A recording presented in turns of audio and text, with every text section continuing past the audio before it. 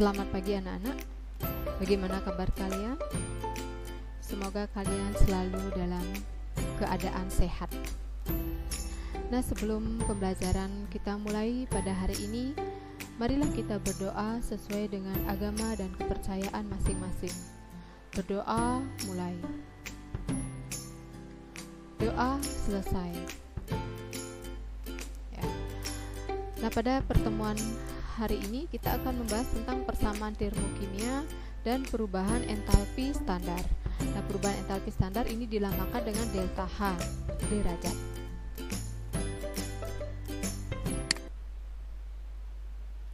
Nah, yang pertama kita bahas adalah persamaan termokimia.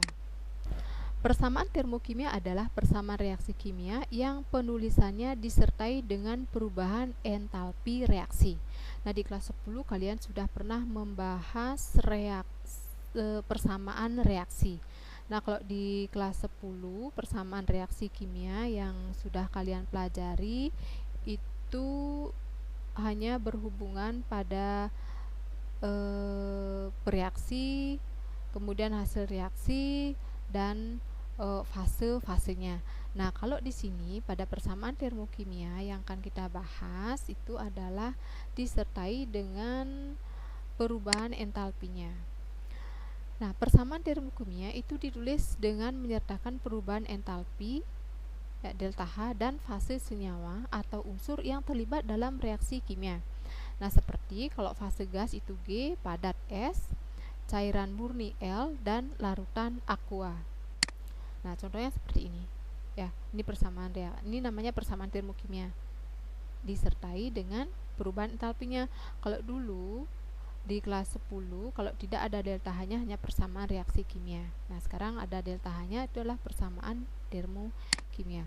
Nah, dalam persamaan termokimia apabila arah reaksi kimia dibalik, ya, artinya begini, yang mula-mula jadi reaktan ya menjadi produk, yang produk jadi reaktan, maka besar perubahan entalpinya sama, tetapi tandanya yang berubah. Nah, sebagai contoh ini ya, yang mula-mula ini tadi sebagai reaktan, sekarang jadi produk, delta H-nya positif, yang mula-mula negatif jadi positif. Nah, kemudian apabila koefisien reaksi kimia dikalikan dengan faktor pengali A, nilai perubahan entalpi juga dikalikan dengan faktor pengali tersebut. Nah, kalau itu dikalikan, maka di sini delta H-nya juga harus dikalikan. Nah, itu untuk persamaan termokimia. Bagaimana? Ya, mudah-mudahan kalian memahaminya tentang persamaan termokimia. Nah, seandainya ada hal-hal yang belum jelas mengenai persamaan termokimia, kalian bisa tanyakan. Nah, kemudian kita lanjut dengan perubahan entalpi standar. Perubahan entalpi standar itu meliputi perubahan entalpi pembentukan standar. Perubahan entalpi pembentukan standar itu dilambangkan dengan delta HF. Nah, yang dimaksud dengan perubahan entalpi pembentukan standar itu adalah perubahan entalpi dalam pembentukan 1 mol senyawa dari unsur-unsur penyusunnya. Sebagai contoh, ini adalah pembentukan 1 mol amonia. Nah, amonia ini terbentuk dari nitrogen dan hidrogen.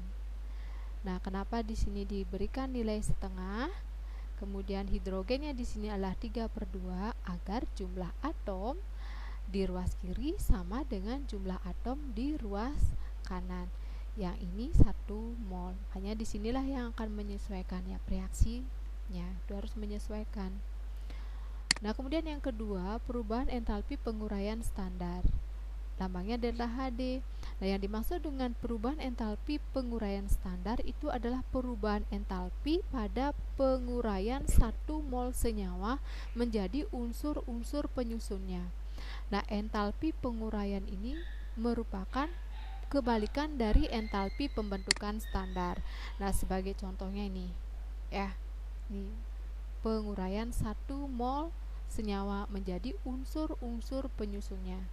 Delta H-nya sekian. Nah, kalau kita lihat pada contoh reaksi pembentukan standar, ini pembentukan 1 mol NH3, ini adalah penguraian, tinggal membalik tanda delta hanya saja yang mula-mula negatif menjadi positif. Nah, kemudian yang ketiga, perubahan entalpi pembakaran standar, itu lambangnya delta Hc. Nah, yang dimaksud dengan perubahan entalpi pembakaran standar itu adalah perubahan entalpi pada pembakaran sempurna 1 mol suatu senyawa. Nah, dalam proses pembakaran itu diperlukan oksigen. Nah, di sini yang dimaksud dengan entalpi pembakaran standar adalah pembakaran sempurna. Nah, kalau pembakaran sempurna itu akan menghasilkan gas CO2 dan H2O. Kalau dia tidak sempurna, itu hasilnya adalah CO. Itu bukan perubahan entalpi pembakaran standar. Nah, di sini diberikan contoh adalah pembakaran 1 mol gas etuna. Nah, ini delta-nya sekian. Itu untuk perubahan entalpi pembakaran standar. Kemudian yang kedua, ada perubahan entalpi netralisasi standar. Ini dilambangkan dengan delta Hn. Nah, yang dimaksud dengan perubahan entalpi netralisasi itu adalah perubahan entalpi pada reaksi antara asam dan basa untuk menghasilkan 1 mol air. Nah, contohnya ini.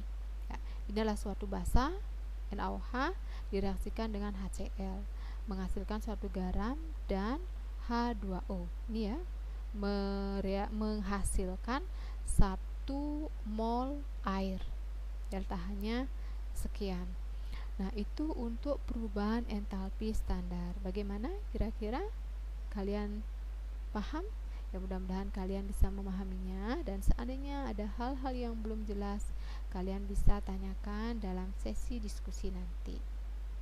Nah, kemudian sebagai contoh soalnya, kalian perhatikan reaksi pembentukan air berikut. Nah, kalau kita lihat ini adalah reaksi pembentukan air. Kalian perhatikan koefisiennya. Koefisien air inilah 2. Ini artinya reaksi ini merupakan reaksi pembentukan 2 mol air.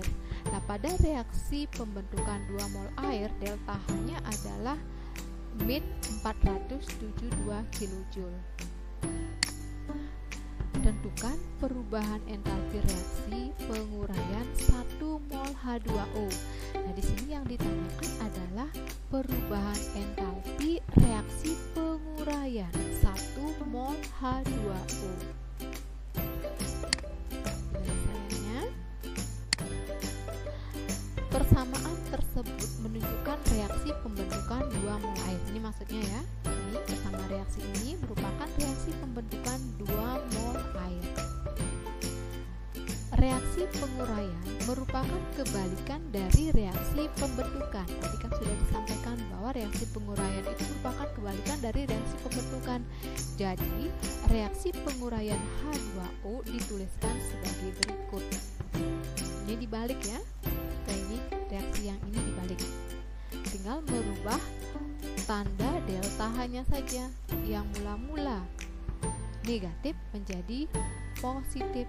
Nah, bagaimana cara mencari besarnya perubahan entalpi pada penguraian 1 mol air? Nah, reaksi penguraian 2 mol air memerlukan kalor sebesar 472 kJ. Ini ya, ini penguraian 2 mol air memerlukan kalor sebesar 472 kJ. Nah, bagaimana kalau reaksi penguraian 1 mol air? Nah, kita bisa gunakan persamaan seperti ini ya. Mol yang ditanya dibagi mol yang diketahui kali delta H yang diketahui. Di sini mol yang ditanya berapa? Ini 1 mol. Yang diketahui 2 mol. Delta H yang diketahui ini ya 472 kJ. Nah, dengan demikian penguraian 1 mol air itu memerlukan kalor sebesar 236 kJ. Bagaimana? Ya, mudah-mudahan kalian memahaminya. Nah, seandainya nanti kalau kalian belum paham, kita akan lanjutkan pada sesi diskusi.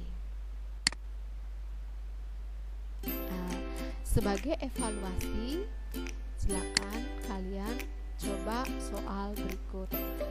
Nah, bila diketahui delta HDNH3 ini artinya penguraian 1 mol amonia min 46 kJ per mol. Berapa kilojoule diperlukan untuk menguraikan 1,7 gram NH3? Nah, di sini NH3 mol-nya 17. Nah, silakan kalian coba ya, sebagai evaluasi apakah kalian sudah paham atau belum. Nah, terima kasih atas perhatiannya. Untuk hari ini kita akhiri. Sampai jumpa pada pertemuan berikutnya.